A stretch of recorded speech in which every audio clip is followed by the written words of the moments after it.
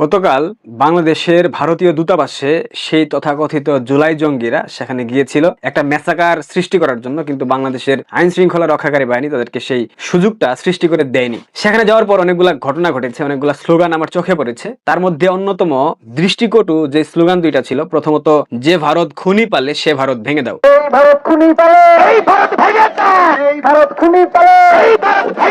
খুনি বলতে বাংলাদেশ আওয়ামী লীগের নেতাকর্মীদেরকে বোঝানো হয়েছে। ভারত তাদেরকে আশ্রয় দিয়েছে, তাদের জীবন রক্ষা করেছে, তারা তাদেরকে বাংলাদেশে মব করতে দেয়নি জুলাই জঙ্গিদেরকে, সেজন্য ভারতকে ভেঙে দিতে হবে। দ্বিতীয় স্লোগান ছিল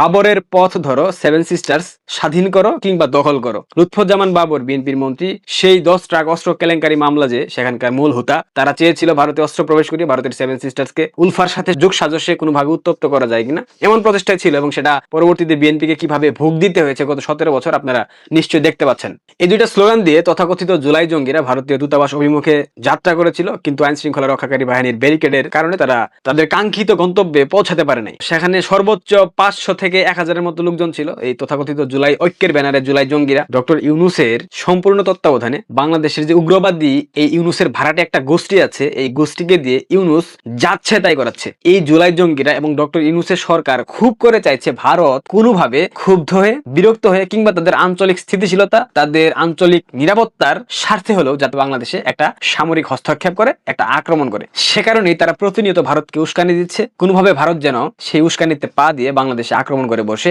এত কিছুর পরেও ভারত আজ অবধি যথেষ্ট সহনশীলতা দেখিয়েছে। ভারত পারমাণবিক শক্তিধর রাষ্ট্র, সামরিক সক্ষমতার দিক থেকে ভারত 3 বা 4 পুরো পৃথিবীতে। সেই ভারতকে প্রতিনিয়ত এভাবে উস্কানি দেওয়া হচ্ছে, অপমান অপদস্থ করা হচ্ছে, ভারত দখলের হুমকি দেওয়া হচ্ছে, সেভেন সিস্টার্স দখলের হুমকি দেওয়া হচ্ছে, কলকাতা দখলের হুমকি দেওয়া হচ্ছে, চিকেন নেক গলা কেটে দেওয়ার হুমকি দেওয়া হচ্ছে, অসংখ্য হুমকি। এখন পর্যন্ত ভারতের কোনো প্রতিক্রিয়া আপনারা দেখেছেন? হ্যাঁ, গতকাল ভারত একটা প্রতিক্রিয়া দিয়েছে। হাসনাত আব্দুল্লাহ 2 দিন পূর্বে বলেছিল সেভেন সিস্টার্স তারা আলাদা করে দেবে। সেই বক্তব্যের পর ভারতের পররাষ্ট্র মন্ত্রণালয় বাংলাদেশের যে হাই কমিশনার আছে ভারতে, তাকে তলব করেছিল। সেখানে তাকে মোটামুটি এক প্রকার ঝাড়ুপেটা করা হয়েছে। সেখানে বলা হয়েছে হাসনাত আব্দুল্লাহর কথা। এরপর বাংলাদেশের পররাষ্ট্র উপদেষ্টা জমির দালাল তৌহিদ হোসেন আবার একটা বিবৃতি দিয়েছে, হাসনাত আব্দুল্লাহ সরকারের কেউ নয়, হাসনাত আব্দুল্লাহর বক্তব্যে সরকার কোনোভাবে বিব্রত হতে পারে না, এটা ভারতের বোঝা প্রয়োজন ছিল। অর্থাৎ হাসনাত আব্দুল্লাহর সেই বক্তব্যকে পুরোপুরি অস্বীকৃতি জানিয়েছে বর্তমান অন্তর্বর্তীকালীন সরকারের পররাষ্ট্র উপদেষ্টা তৌহিদ হোসেন। হাসনাত রায় তো আপনাদেরকে সরকারে বসিয়েছে, হাসনাত রায় তো সরকারের মালিক, তাহলে এখন হাসনাতকে অস্বীকার করছেন কেন? হাতে ঘা লেগেছে?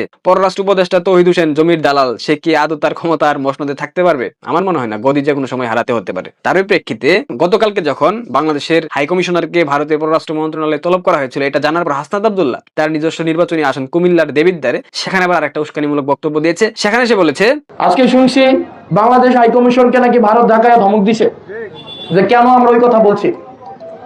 ধমক দিছে নাকি ওই ভারতীয় হাই কমিশনারকে এই খুনি হাসিনাকে আশ্রয় দেওয়ার জন্য? শুধু ধমক না, লাঠি দিয়ে দেশ থেকে বের করে দেওয়া উচিত ছিল। বাংলাদেশে উপস্থিত ভারতের যে হাই কমিশনার তাকে লাথি মেরে বের করে দেওয়া উচিত। এই বক্তব্যগুলা কিন্তু সরাসরি ভারতের স্বাধীনতা সার্বভৌমত্বে আঘাত হানছে। এগুলা কি এই জুলাই জঙ্গিরা বুঝতে পারছে? হ্যাঁ, এরা বুঝতে পারছে এবং জেনে বুঝে তারা এই মন্তব্যগুলা করছে, যাতে করে ভারত একটা বিশাল পদক্ষেপ নিতে বাধ্য হয়। বাস্তবতায় আসেন, বাংলাদেশের 3 দিকে ভারত।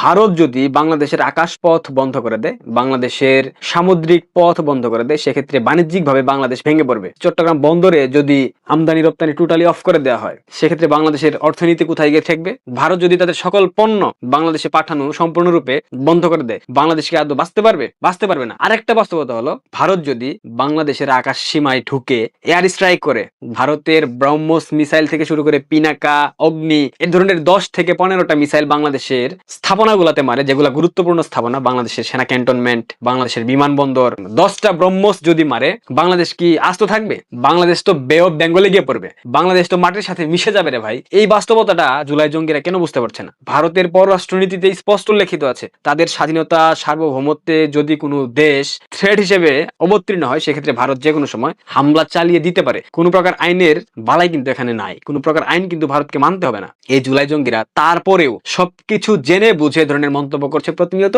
যাতে করে ভারত ক্ষুব্ধ হয়ে, বিরক্ত হয়ে বাংলাদেশে একটা আক্রমণ করে বসে। বাংলাদেশ আক্রমণ করলে তাদের লাভ কি লাভ সেটা তো আপনাদের জানা প্রয়োজন। অস্থিতিশীল একটা পরিবেশ আছে বাংলাদেশে। এই মুহূর্তে যদি ভারত বাংলাদেশে আক্রমণ করে বসে, এই জুলাই জঙ্গিরা, এই উগ্রবাদী, এই উগ্রপন্থী সংগঠন যারা আছে, এই উগ্রবাদী গোষ্ঠীগুলোর সমন্বয়ে ডক্টর ইউনূস ক্ষমতার মসনদের ভাগবাটোয়ারা করবে। এবং দীর্ঘমেয়াদে বাংলাদেশের মানুষের রক্ত চুষে খাওয়ার জন্য যা যা করা দরকার তারাই তা করবে। কারণ যুদ্ধকালীন পরিস্থিতিতে বাংলাদেশে কখনো নির্বাচন অনুষ্ঠিত হবে না। এই নির্বাচনকে ঠেকানোর জন্য এই জুলাই জঙ্গিদেরকে নতুন করে লেলিয়ে দিয়েছে সুদখোর ইউনূস, যাতে করে ভারতকে প্রতিনিয়ত উস্কানিমূলক মন্তব্য করে সামরিক আক্রমণে বাধ্য করা হয়। এই স্বার্থ সন্ধানী গোষ্ঠী জিহাদের জোশ কায়েমের নামে প্রতিনিয়ত ভারত বিরোধী কথা বলছে, ভারত বিরোধী স্লোগান দিচ্ছে। হাদির পর হাসনাত নতুন ভাবে শুরু করেছে এভাবে ভারত বিরোধিতা করে, ভারতকে গালমন্দ করে, ভারতকে এটা বলা সেইটা বলা, মানে যাচ্ছে তো একটা অবস্থা। ভারত এত কিছুর পরেও কেন সহনশীলতা দেখাচ্ছে জানেন? কোনো সরকারের কারণে না, এবং কি বাংলাদেশ আওয়ামী লীগের সাথে তাদের সম্পর্ক ভালো তার জন্য না। তার সংবেদনশীলতা দেখাচ্ছে শুধুমাত্র বাংলাদেশের সাধারণ নাগরিকদের জন্য। কারণ তারা যদি আক্রমণ করে বসে, বাংলাদেশের সাধারণ নাগরিক প্রচুর পরিমাণে ক্ষতিগ্রস্ত হবে। কারণ সবাই তো দেশদ্রোহী না, সবাই তো জুলাই জঙ্গি না, সবাই তো রাজাকারের বাচ্চা না, সবাই তো পাকিস্তানের বীজ না। সো এই পাকিস্তানের তথাকথিত একটা শ্রেণীকে মারতে গিয়ে ভারত চাচ্ছে না বাংলাদেশের নিরপেক্ষ সাধারণ মানুষ যারা আছে, যারা দেশপ্রেমিক মানুষ আছে, যারা মুক্তিযুদ্ধের পক্ষের শক্তি আছে, তাদেরকে কোনোভাবে আক্রমণ করতে। এই একটা মাত্র কারণে ভারত এখন পর্যন্ত যথেষ্ট সহনশীলতা এবং সংবেদনশীল আচরণ করেছে। অন্যথায় আরো আগেই ভারত এই সরকারকে প্যাকেট করে হাড্ডিগুড্ডি সমেত একদম অপরে পাঠিয়ে দিত।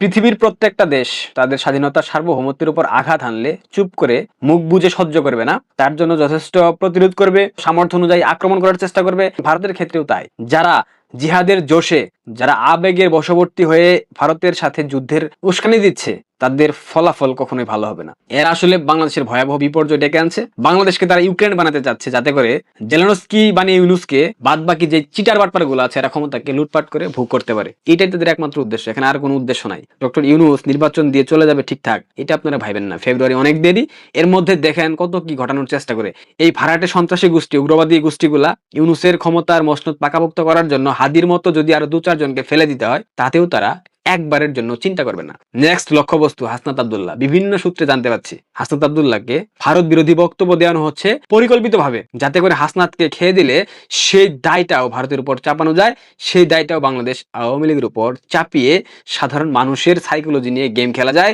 যেমনটা গেম গত বছরের জুলাইয়ে জঙ্গি আবু সাইদকে হত্যার মাধ্যমে খেলেছিল জামায়াত ইসলাম, ঠিক একই পথে আগাচ্ছে জামাত পুনরায়। কারণ জামাত বুঝে গেছে বাংলাদেশের মানুষের যে সমর্থন তারা পেয়েছিল বিএনপির অতিমাত্রায় নৈরাজ্যের কারণে, সেই সমর্থনটুকু উঠে যাচ্ছে তাদের দেশদ্রোহী আচরণের কারণে, তাদের মুক্তিযুদ্ধ বিরোধী আচরণের কারণে, মুক্তিযোদ্ধাদের অপমানের কারণে। এখন জামাত হাসনাতকে টপকে দিয়ে সেই দায়টা চাপিয়ে দেবে ভারতের উপর, আওয়ামী লীগের উপর। এবং এরপর ভারত বিরোধী যে সেন্টিমেন্ট বাংলাদেশে আছে, একটা বিশাল অংশ তো আছে, এই সেন্টিমেন্টের যে সমর্থন, এটাকে পুরোপুরি ক্যাশ করার জন্য জামাত এই কাজটা করছে। হাসনাত শুধু শুধু লাফাচ্ছে না, হাসনাতকে পেছন থেকে ফুয়েল দিচ্ছে জামাত। যদি বিশ্বাস না হয় খবর নিয়ে দেখতে পারেন, আপনাদের যদি কোনো ব্যক্তিগত সোর্স থাকে। সব কথার শেষ কথা, ভারত বাংলাদেশে কখনো আক্রমণ করবে না।